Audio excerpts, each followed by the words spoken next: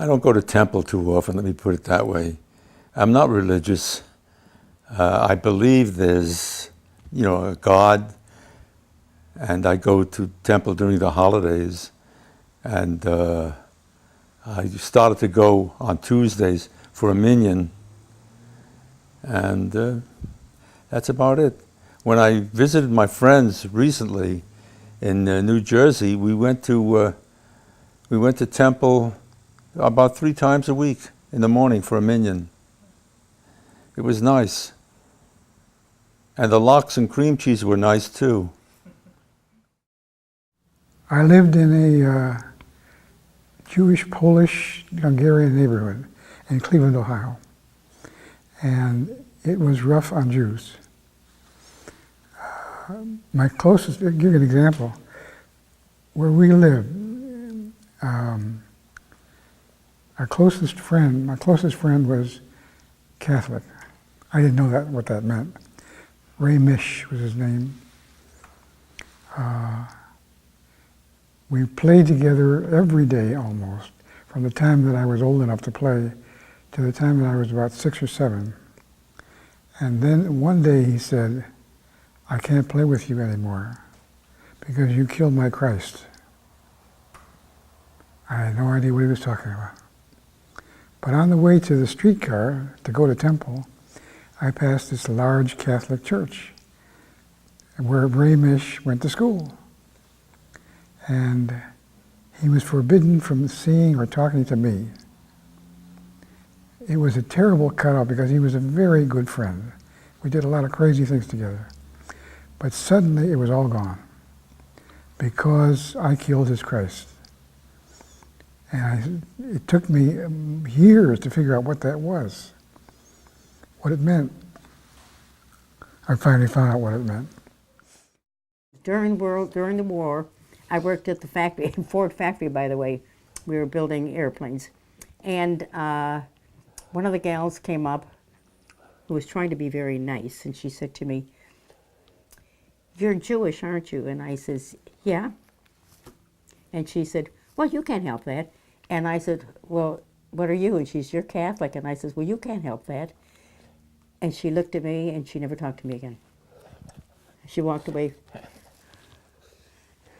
Yeah. I mean, we're fighting a war against Hitler at this time, by the way. Blah, blah, blah. I saw the humor in it. I don't know about you. Yeah. Yeah, well, he was an older kid, and he kept pounding on me. He whacked me on the arm or just that.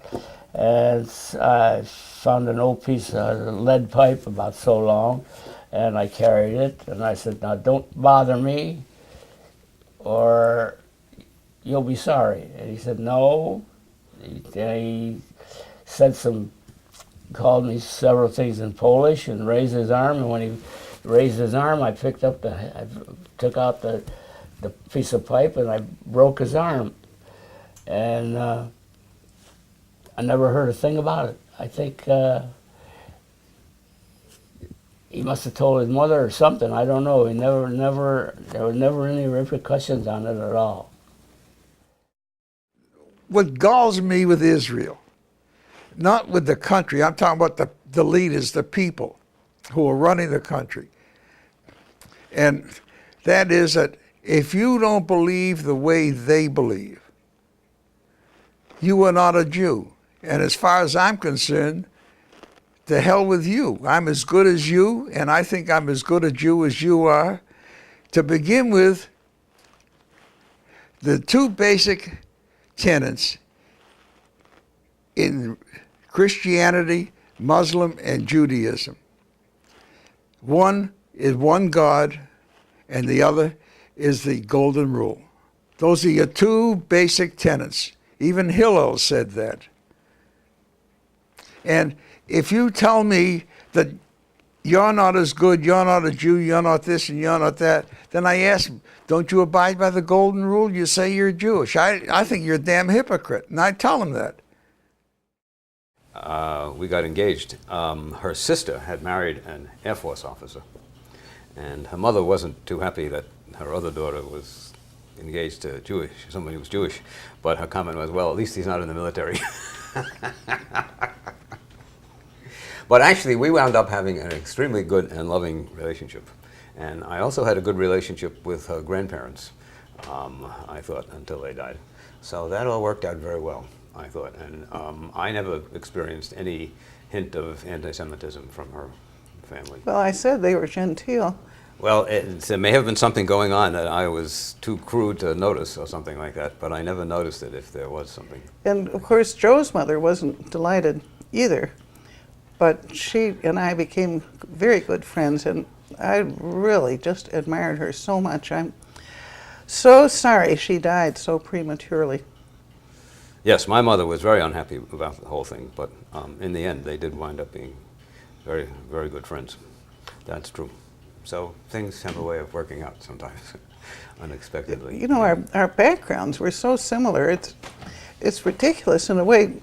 My father's family was from Brooklyn, part of Brooklyn that we don't go to anymore. But and he went to Columbia, and then he went to medical school at Yale.